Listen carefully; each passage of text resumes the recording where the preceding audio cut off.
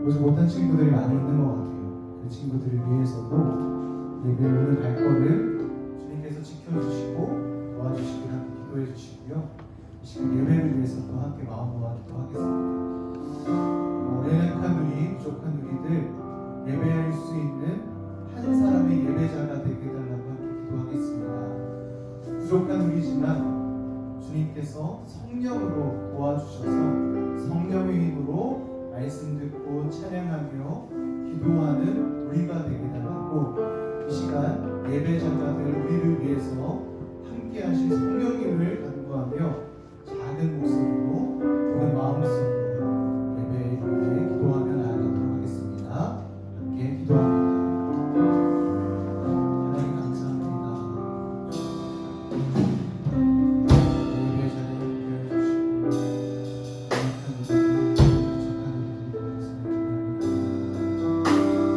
성령하는 예배자가 되게 해주시고 부족한 예배자가 될 수 있도록 그래서 우리 신을 들어주시고 분주한 우리 마음들을 정돈하고 정리하고 시간만큼은 분주한 주님만을 바라보며 나아갈 수 있도록 우리의 심령을 이끌어 주옵소서. 주님, 아직 오지 못한 친구들이 있습니다. 그 친구들의 발걸음을 안전하게 지켜주시고 비가 많이 오고 있는 어려운 상황 속에서도 그 친구들 이 교회로 오는 발걸음의 기쁨과 감사를 느끼며 경험할 수 있도록 도와주옵소서. 주님의 모든 것을 맡겨드립니다. 도와주옵소서. 우리의 마음속에 거하시는 주님, 우리의 입술에 흐르시는 주님, 우리의 생각과 항상 동행하시는 주님, 주님을 힘입어 성령님을 힘입어 예배의 자리로 나아갑니다. 우리의 온 심령이 주님만을 바라보게 하여 주시고 성령님을 붙들며 나아가오니 성령님과 함께 말씀과 찬양과 기도의 자리에 있게 하옵소서. 아직 오지 못한 친구들 발걸음을 기억하여 주시고 비가 오고 굳은 날씨 가운데 이 교회에 오는 성전에 오는 예배의 자리에 오는 기쁨과 감사를 경험할 수 있도록 우리 아이들의 발걸음을 인도하여 주시옵소서. 감사합니다. 이 모든 말씀 예수님의 이름으로 기도드립니다. 아멘. 우리 함께 예배를 기억하며 찬양하며 나아가겠습니다. 나는 하나님을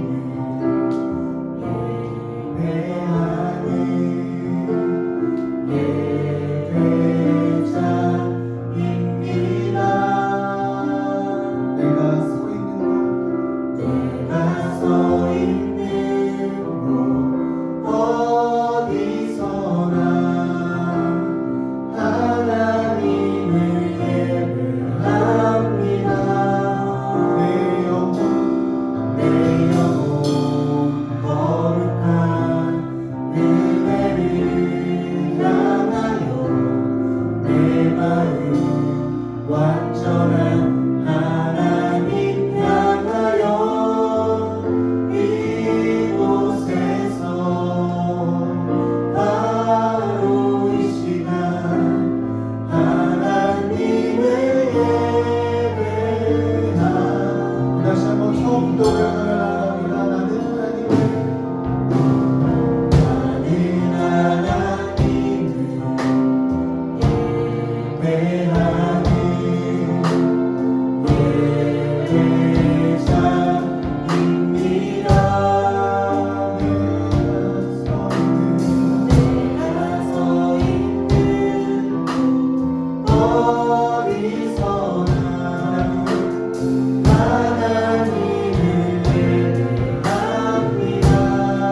내 영혼 거룩한 그대를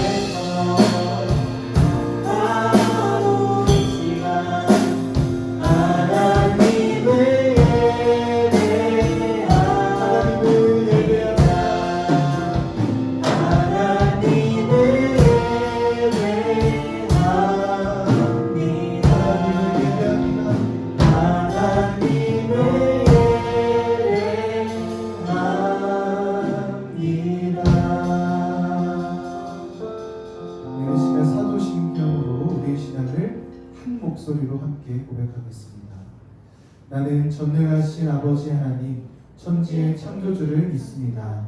나는 그의 유일하신 아들 우리 주 예수 그리스도를 믿습니다.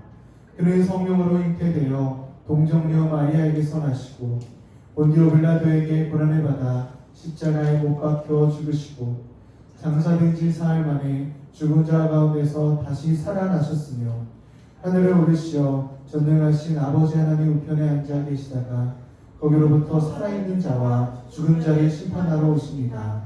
나는 성령을 믿으며 거룩한 공교회와 성도의 교제와 죄를 용서하는 것과 몸의 부활과 영생을 믿습니다. 아멘.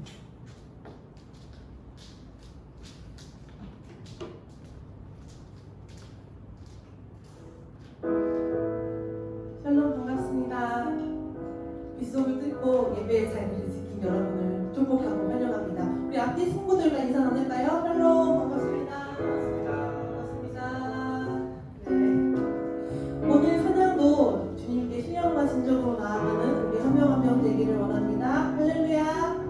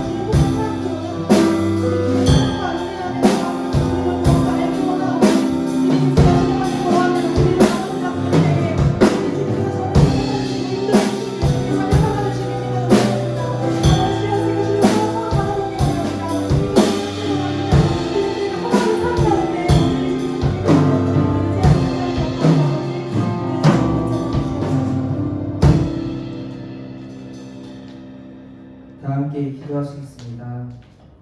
사랑이 많으신 하나님 아버지 감사합니다.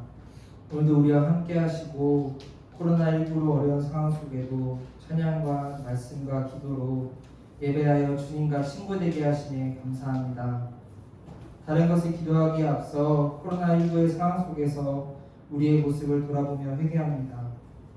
제약산의 공포 속에서 확진자들을 탓하고 원망하며 정작 나 자신에게는 관대한 기준을 적용하여 위험한 상황 속에 노출되어 있진 않은지 점검하는 시간 갖게 하시고 혹시나 그러한 마음이 있었다면 저희의 죄를 용서해 주세요. 서로 사랑하라 말씀하신 주님의 계명을 지켜 원망하고 탓하기보다는 희망과 사랑으로 마음을 지켜나갈 수 있게 인도해 주세요. 청소년부와 예배를 위해 기도합니다. 일찍부터 나와서 청소년부 친구들을 위해 기도하고 예배를 준비하는 선생님들의 삶에 동행하여 주셔서 형통한 삶이 되게 하시고 영입을 강건하게 해주세요.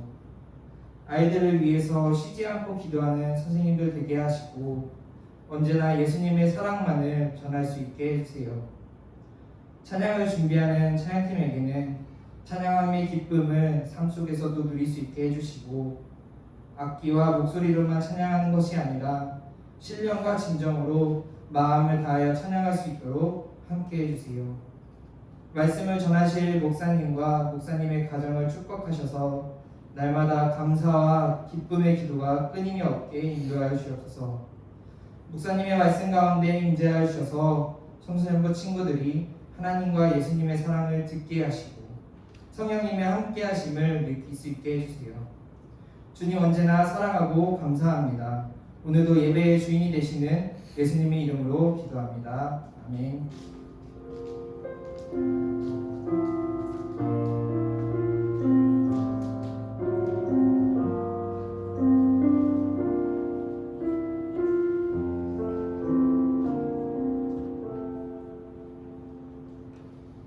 네, 저희 함께 오늘 우리에게 주신 하나님의 말씀을 찾아보도록 하겠습니다. 오늘 우리에게 주신 하나님 말씀 마가복음 10장 13절에서 16절까지 말씀입니다. 마가복음 10장 13절에서 16절까지 말씀입니다. 이렇게 말씀을 찾아보시고 성경이 없는 친구들은 앞에 있는 화면을 보면서 함께 말씀을 보도록 하죠. 목사님이 대표해서 오늘 본문 말씀 봉독하도록 하겠습니다. 하나님 말씀에 경청하십시오. 사람들이 예수께서 만져주심을 바라고 어린아이들을 데리고 오매 제자들이 꾸짖거늘 예수께서 보시고 노하시어 이르시되 어린아이들이 내게 오는 것을 용납하고 금하지 말라. 하나님의 나라가 이런 자의 것입니다. 내가 진실로 너희에게 이르노니 누구든지 하나님의 나라를 어린아이와 같이 받들지 않는 자는 결단코 그곳에 들어가지 못하리라 하시고 그 어린아이들을 안고 그들 위에 안수하시고 축복하시니라. 아멘. 네, 오늘 말씀 함께 읽어보았고요. 여러분들 이제 말씀을 이제 앞에서 봉독자가 이제 봉독을 하고 난 후에는 같이 아멘으로 화답해 주시면 좋을 것 같아요. 반갑습니다. 오늘 7월 19일이고요. 오늘 주일 예배 오신 여러분들, 특별히 이렇게 비가 많이 오고 궂은 날씨 가운데 오신 여러분들을 축복하고 환영합니다. 목사님이 지금 뭐 한 2달째 계속 말하고 있죠. 예배드리는 우리들, 예수님의 자녀된 우리들, 그리스도인에게는 하나님이 주시는 특별한 선물이 있다. 그게 뭐다? 바로 샬롬이에요. 우리 은주쌤이 이제 찬양을 시작하기 전에 인사할까요? 샬롬 샬롬 하지만 그래서 우리는 서로 아무도 안 보고 이제 샬롬 입으로만 혼자 말하지만 사실 샬롬은 서로의 눈을 이렇게 보고 정말 축복하는 마음으로 샬롬 이렇게 인사를 하는 거였거든요. 그게 왜 그랬냐? 그때 당시에 예수님을 믿는 것이 핍박과 박해의 이유였어요. 믿는 것만으로도 죽고 믿는 것만으로도 매맞고 그런 그들에게 그들의 마음속에 하나님의 평안과 평화가 있기를 바랬던 마음으로 인사하는 거죠. 샬롬. 우리 여러분에게도 마찬가지일 거라고 생각을 합니다. 사실 뭐 청소년 시기 참 어렵고 막막하고 또 어떻게 해야 될지 몰라 두려운 것들이 참 많은 시기인데 이 시기에 한 가지 확실한 것은 하나님을 믿는 여러분에게 하나님께서는 그 마음속에 샬롬을 주신다는 거예요. 평화. 그 무엇도 비교할 수 없는 그 샬롬, 평화의 감동과 은혜가 우리 여러분들 삶 속에 가득할 수 있기를 소망합니다. 오늘은 마가복음 10장 13절에서 16절까지의 말씀을 읽었습니다. 주보를 보면 제목이 나와 있죠. 잘할수록 어려지다. 잘할수록 어려지다라고 하는 제목의 말씀을 통해서 주님께서 오늘 은혜 주시기를 원합니다. 그 거의 모든 사람에게 마찬가지일 거라고 생각을 해요. 목사님이 그렇게 뭐 오래 산 건 아니지만 이러한 현상이 일어난 건 한 20대 중반을 넘어가고 후반이 되었을 때 저에게 어떤 변화가 일어나기 시작했어요. 20대 후반이 되니까 굉장히 사람들에게 듣고 싶고 들으면 기분 좋고 뭐 그런 말들이 생기기 시작하더라고요. 여러분들에게는 어떨까요? 여러분들에게 뭐 듣기 좋은 말, 들으면 기분 좋은 말을 물어보면 어떤 친구들은 뭐 공부를 잘한다, 너 운동을 잘한다, 너 노래를 잘한다, 너 오늘 화장이 잘 됐다, 너 오늘 예쁘다, 멋있다, 옷이 예쁘다, 뭐 센스가 있다, 키가 크다, 뭐 그런 말들을 들으면 기분이 좋다라고 생각을 하겠지만 사실 목사님은 그런 말들보다 더 좋은 말이 하나가 딱 생기더라고요. 20대 중반에 딱 넘어가니까. 그건 뭐냐면 너 오늘 되게 어려 보인다 이런 말이에요. 너 오늘 되게 학생 같아 보이네 라는 딱 말을 들으면 저도 모르게 되게 기분이 좋더라고요. 그날 하루가. 아마 뭐 성급한 일반의 오류일 수도 있겠지만 20대 중반 정도가 넘은 선생님한테 여러분들이 한번 시험해보세요. 오늘 되게 굉장히 어려 보이시는데요 라고 말을 하면 아마 선생님들이 한 100에 90은 좋아하실 거라고 생각을 합니다. 참 웃기죠? 어렸을 때는 성인이 되기 전에는 그렇게 어른이 되고 싶었는데 막상 어른이 되고 나니까 어려지고 싶어요. 왜 그럴까 싶습니다. 오늘 설교의 제목은 아까도 말했듯이 자랄수록 어려지다라고 하는 제목이에요.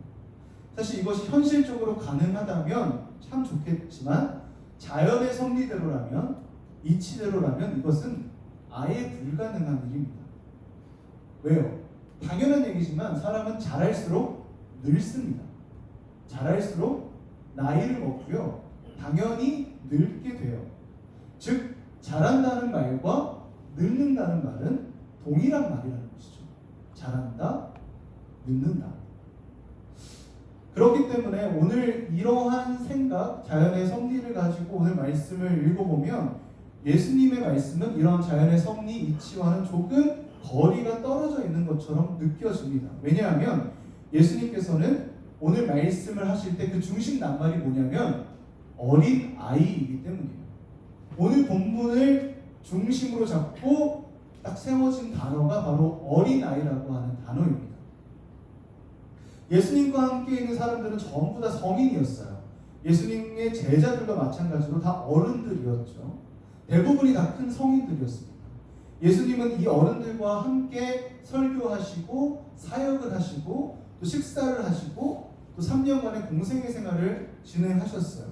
그래서 예수님의 사역의 중심은 어른들이다라고 해도 과언이 아닐 겁니다. 근데 오늘은 말씀 뭐예요? 이 어른들이 아닌 이 예수님의 사역의 대상이라고 볼 수 있는 성인들, 어른들이 아닌 어린 아이를 강조하고 계세요. 한번 13절의 말씀을 다시 한번 읽어보도록 하겠습니다. 13절 말씀을 여러분들이 소리를 내서 여러분들 목소리로 한번 읽어볼게요. 시작.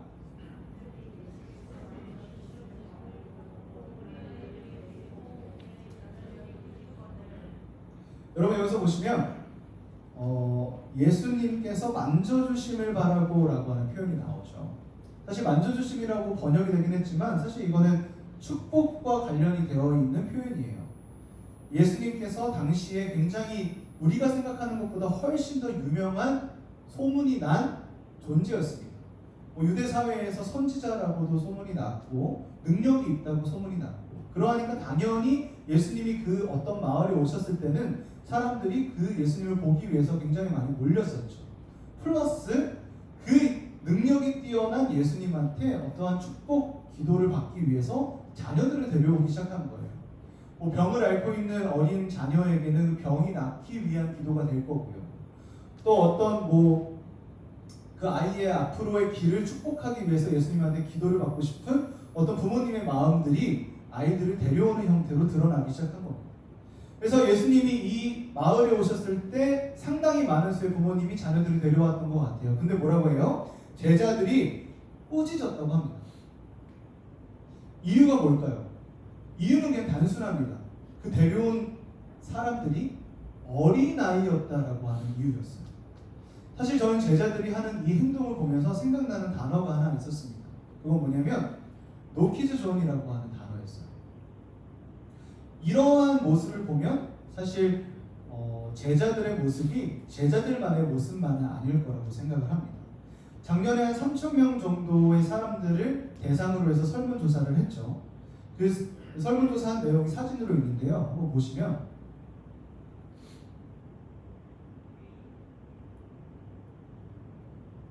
설명을 드려볼게요. 3,000명 정도의 사람들에게 질문을 했는데 그 질문의 내용이 뭐였냐면 노키즈 존에 대해서 찬성하시나요? 라고 하는 질문이었습니다. 그 질문에 사람들이 어떻게 대답을 하냐면 거의 70% 다음 화면입니다. 거의 70%의 사람들이 찬성을 해요. 그 70%의 사람들 중에 50%가 넘는 자들은 기혼자, 자녀가 있는 부모님이었습니다.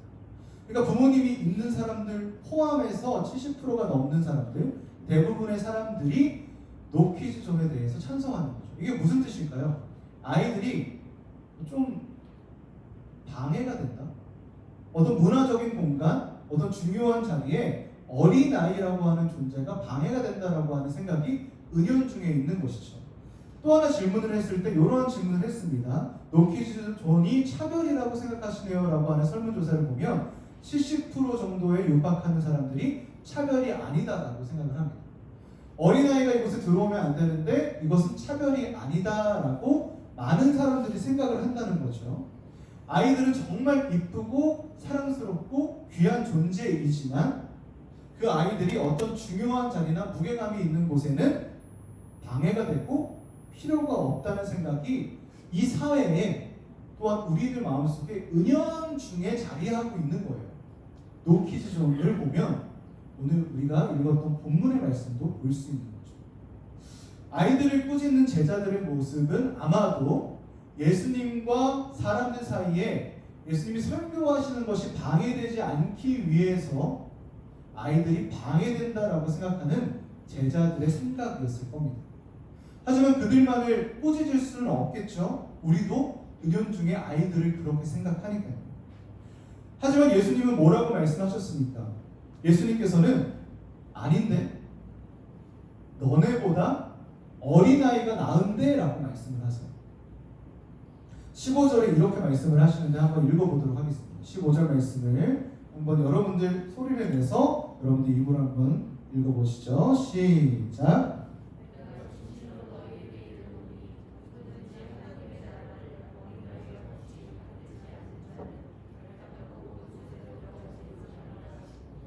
여러분 예수님께서 여기서 뭐라고 하시냐면 설명을 하시는데 무엇에 대해서 설명하시냐? 하나님의 나라에 대해서 설명을 하세요.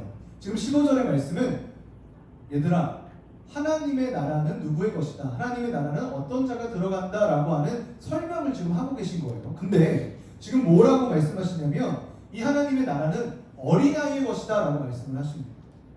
하나님의 나라는 어린아이의 것이다. 이것이 참 받아들이기 의아하고 어려운 친구들이 많을 겁니다. 어른이 되면 하나님의 나라에 갈 수 있다. 어린아이처럼 되면 하나님 나라의 백성이 될 수 있다는 말이 좀 이해하기 어렵고 받아들이기가 어려운 친구들도 있을 겁니다. 더군다나 지금 예수님께서 15절에 이렇게 말씀하시는 대상이 누구예요? 아까도 말했지만 어른들입니다. 성인들이에요. 예수님을 따르던 사람들, 예수님의 말씀을 듣던 사람들, 예수님을 따르던 제자들은 거의 다 대부분이 성인들, 어른들이었습니다. 어른들이 뭐예요? 자랄수록 늙는 사람 아니에요? 자랄수록 어른이 되어버린 사람인데 이런 사람들에게 어린아이처럼 돼야 하나님의 나라에 갈 수 있다. 하나님의 나라가 어린아이의 것이다 라고 말씀하는 건 아마 그 당시 예수님의 말씀을 듣는 사람들도 받아들이기 굉장히 어려운 말씀이었을 겁니다. 근데 여러분 여기서 이 말씀을 굉장히 잘 읽어봐야 합니다. 이 말씀은요 단순히 어린아이라는 이 단어가 강조되는 본문이 아니에요. 더군다나 어린아이처럼 어려져야 한다는 본문은 더더욱 아닙니다. 어린아이처럼 신체적으로 정신적으로 낮아져야 한다는 본문은 더더욱 아니고 이 말씀을 그렇게 이해하는 것은 자칫 오해할 가능성이 있는 겁니다.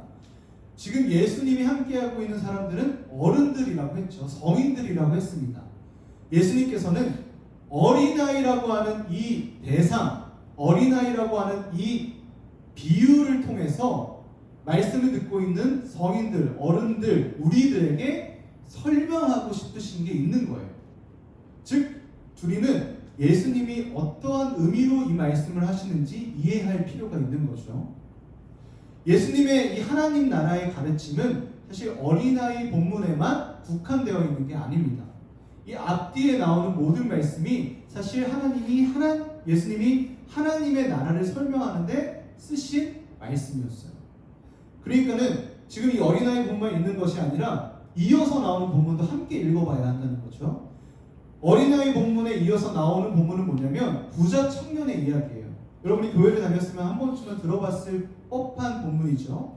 17절부터 나오는 부자 청년과 예수님이 대화를 합니다. 부자 청년이 예수님을 찾아오고요. 예수님한테 이러한 질문을 해요. 영생에 어떻게 해야 이룰 수 있냐? 여러분 이 질문이 뭐냐면 영생에 이르는 것이 뭐예요? 하나님 나라에 이르는 질문과 똑같은 거예요. 지금 유대인들에게 가장 중심이 되고 화두가 되어 있는 하나님 나라에 이르는 것, 영생에 이르는 것, 지금 이 두 가지의 내용은 사실 같은 질문, 같은 이야기라는 것이죠. 즉 어린아이의 본문과 부자 청년의 본문은 전혀 다른 이야기 같아 보이지만 사실 하나의 통으로 이어진 동일한 주제의 이야기라는 거예요. 이 개념을 가지고 말씀을 한번 읽어보시죠. 부자 청년이 예수님을 찾아와서 영생에 어떻게 이르냐라고 질문했을 때 예수님은 너는 뭐라고 알고 있냐라고 하세요. 그러자 부자 청년은 아주 자신만만한 표정으로 얘기를 했을 것 같아요. 살인하지 말고, 간음하지 말고, 도둑질하지 말고, 거짓 증언하지 말고, 속여 빼앗지 말고, 부모를 공경하고, 저는 이것을 다 하고 있습니다 라고 말을 하죠. 아마 우리가 잘 알고 있는 율법들, 부자 청년에게는 하나님의 나라에 이르는 방법이 이러한 율법들이라고 생각을 했던 것 같습니다. 하나님 나라에 이르는 것이 이러한 율법들이다라고 부자 청년을 설명을 하죠. 근데 이 부자 청년에게 예수님은 어떻게 말씀하시냐? 21절의 말씀을 우리가 다시 한번 같이 한번 읽어보도록 하겠습니다. 여러분 한번 소리내서 한번 읽어보시죠. 주의 깊게 한번 읽어보세요. 시작.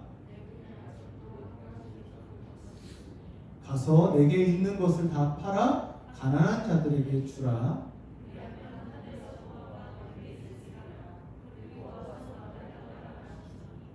지금 예수님께서 뭐라고 말씀하시냐면 딱 한 가지의 명령을 하세요. 너가 지금 부족한 게 딱 한 가지 있는데 그게 뭐냐? 네가 가지고 있는 모든 것을 팔아서 가난한 자에게 나눠주라. 이 명령이었어요. 이렇게 하면 너는 하나님 나라의 영생에 이를 수 있다라고 예수님은 말씀하시는 거죠. 여러분 여기서가 핵심입니다. 사실 예수님께서는 두 가지의 이야기를 말씀하시죠. 하나는 어린아이에 대한 이야기였고요. 하나는 부자 청년에 대한 이야기였습니다. 하나님 나라에 이르는 방법, 어린아이처럼 돼야 하나님 나라에 이른다라고 말씀하셨고요.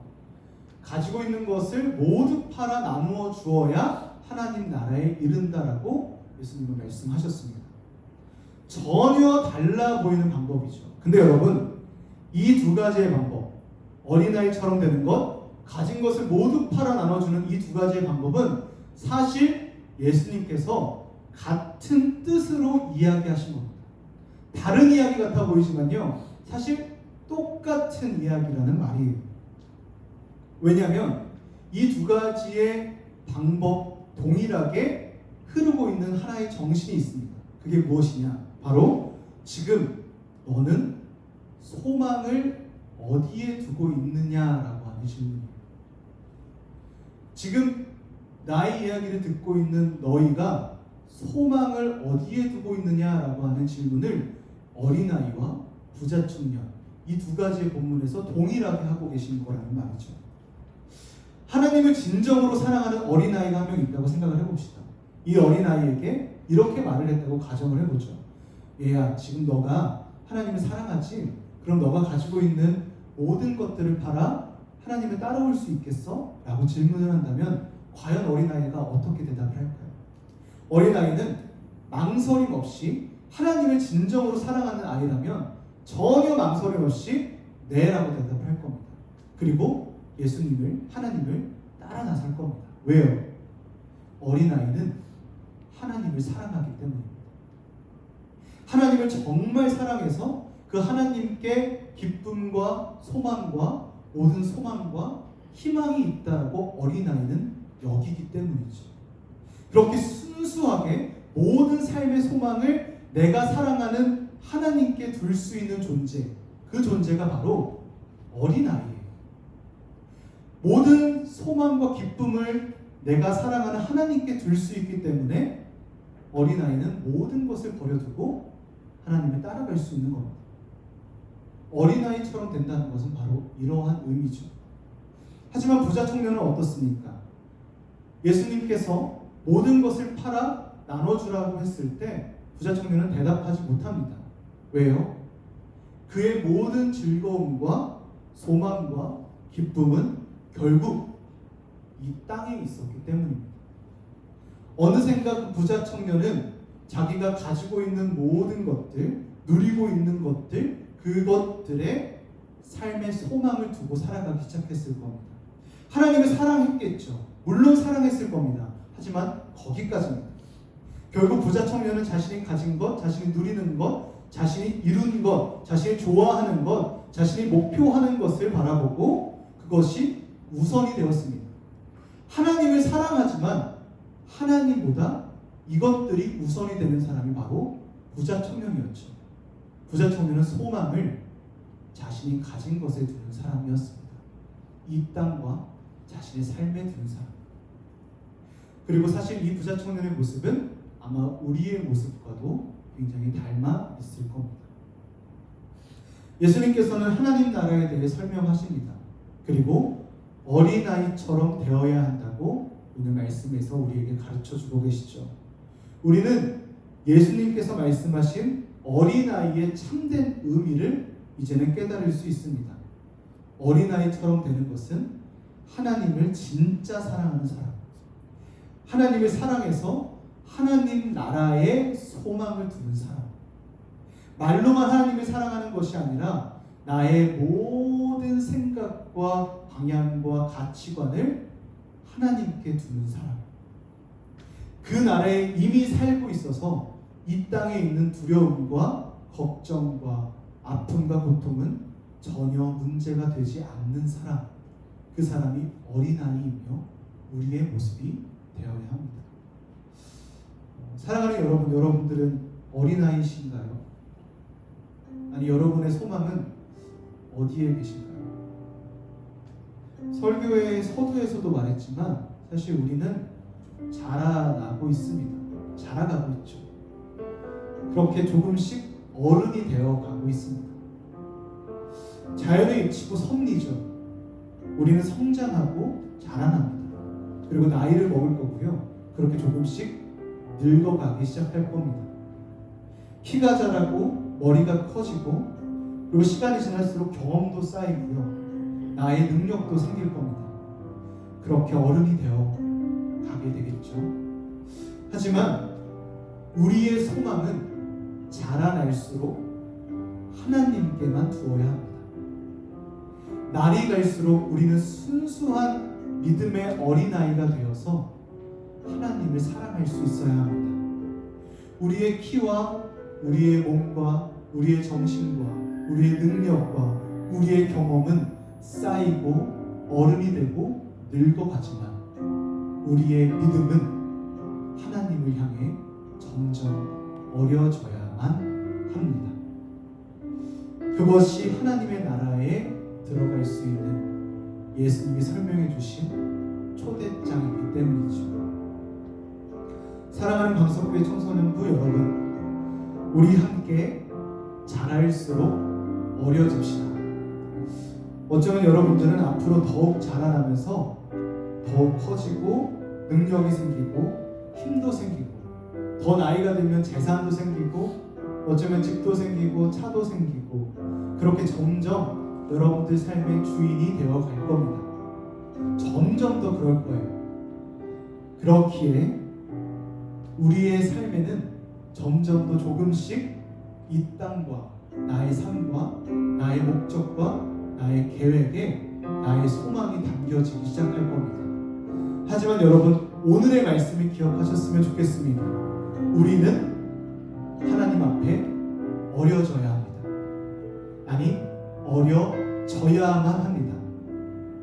가진 것이 있지만 내가 가진 것을 의지하지 않고 주님이 주시는 것만 의지하는 어린아이, 나의 힘이 아니라 주님 뒤에 숨어 주님만을 의지하는 어린아이, 나의 능력이 아니라 주님께 기도하며 주님의 능력만을 바라는 어린아이, 나의 소망과 희망을 나의 삶이 아니라 하나님과 하나님의 나라에만 두는 그 어린아이, 그렇게 우리는 어린아이가 되어 갑시다.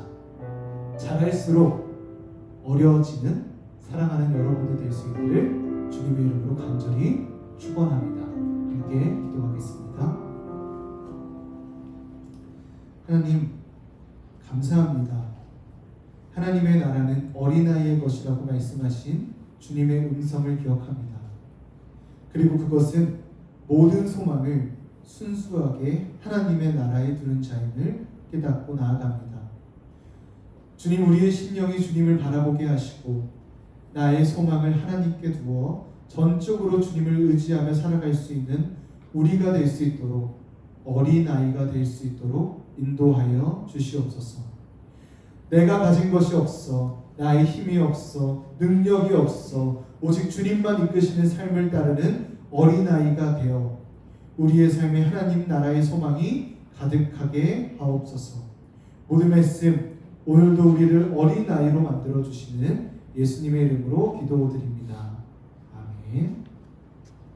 이 시간 함께 자리에서 일어나서 드린 예물 기억하며 봉헌 찬양하며 나아가겠습니다. 함께 자리에서 일어나 고백하겠습니다. 나의 모습, 나의 소유, 나의 모습, 나의 소유, 주님 앞에 모든 드립니다. 모든 아픔, 모든 기쁨, 내 모든 눈물 받아주소서. 나의 생명을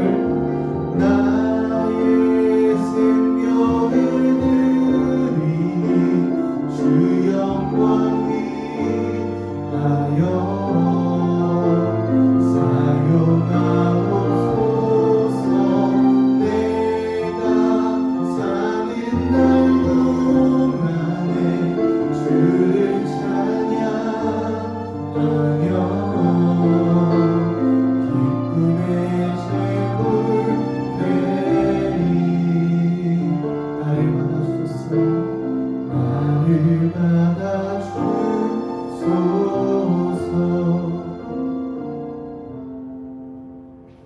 이 시간 함께 마지막으로 드린 예물 기억하고 봉헌 기도와 축도로 예배를 마무리하도록 하겠습니다. 하나님 감사합니다. 오늘 우리가 예배 자리에 나왔습니다. 그리고 우리가 빈손으로 오지 않고 주님께 감사하고 기뻐하는 마음으로 예물을 준비하고 주님께 예물을 올려드립니다. 주님이 예물이 쓰이는 곳곳마다 하나님의 사랑과 하나님의 계획과 하나님의 뜻이 실현될 수 있도록 사용하여 주시고, 드린 손길 가운데 감사와 기쁨이 넘치고 주님이 주시는 은혜가 이끄심이 가득할 수 있도록 도와주시옵소서. 더 나아가 우리의 물질만 드리는 것이 아니라 우리의 진정한 삶과 시간과 전부를 드리며 나아갈 수 있는 귀하고 복된 우리가 될 수 있도록 인도하여 주시옵소서.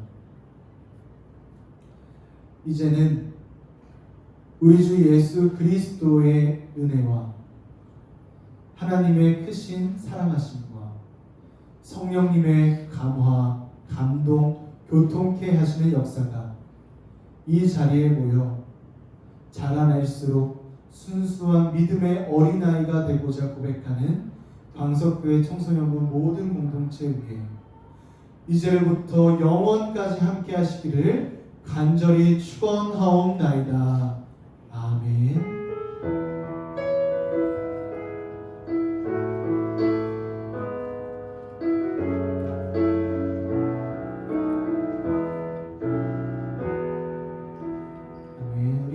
자리에 앉으면 하나님께 영광의 박수 올려드리겠습니다. 제가 광고를 좀 할 텐데요. 짧게 광고하고 우리 함께 마무리하도록 하겠습니다. 화면 한번 보시면요, 여러분들 저희 청송교회 청소년부 인스타그램 계정을 개설을 했습니다. 준비가 되어 계시죠? 네. 여러분 그 맨 마지막 화면 한번 켜주실래요? 제가 핸드폰을 꺼내보시면 여러분들 QR코드 찍는 거 다 알고 계시죠? QR코드를 저는 주로 네이버를 사용을 하거든요. 네이버에 QR코드 인식 이걸 해가지고 바로 이렇게 하면은 저희 인스타그램 사이트로 들어갈 겁니다. 그리고 지금 여러분들 인스타 하는 친구들은 웬만한 친구들은 팔로잉을 걸어놨어요. 그러니까 여러분들 지금 인스타 들어가시면 KS 드림 영어 알죠? KS 드림 그리고 유스라고 하는 이름으로 여러분들 초청이 가 있을 겁니다. 그래서 친구를 다 등록을 해주시고요. 맨 앞에 화면을 보시면은 저희 인스타 계정을 이제 시작을 하면서 7월 이제 남은 한 2주 동안 말씀 필사 챌린지를 시작을 하려고 해요. 여러분 보시면 이제 말씀을 한 주씩 적는 건데 7월 이렇게 여러분들 챌린지에 참여하는 여러분들의 참여도를 보고 7월 드림이를 선정하려고 합니다. 이해가 안 되시죠? 챌린지가 뭐고 드림이가 뭐고 약간 궁금하신 분들이 있을 텐데 그럼 화면을 보시면 딱 간단하게 3가지예요. 첫 번째로는 매일 그 인스타그램에 아침 9시에 한 절 말씀이 업로드가 될 겁니다. 그래서 그 말씀을 읽고요. 간단하게 여러분들이 짧게라도 기도하고 묵상하는 시간을 아침마다 가져주세요. 그렇게 가지신 다음에 2번 10점 댓글로 여러분들이 말씀 필사를 하시면 됩니다. 어렵지 않습니다. 지금 목사님이 지금 9시에 들어가서 봤는데요. 벌써 많은 친구들이 댓글을 달아주고 계세요. 그래서 올라온 한 절 말씀을 여러분들이 타자로 치셔서 댓글로만 올려주시면 여러분 말씀 필사 참여에 들어가게 됩니다. 어렵지 않죠? 그리고 여러분들 챌린지 기간은 7월 19일부터 8월 1일까지예요. 그래서 8월 첫째 주일에 7월 드림이를 선정하고 시상을 하는 시간을 갖도록 할 겁니다. 그래서 여러분들 참여도를 보고 파악을 할 건데요.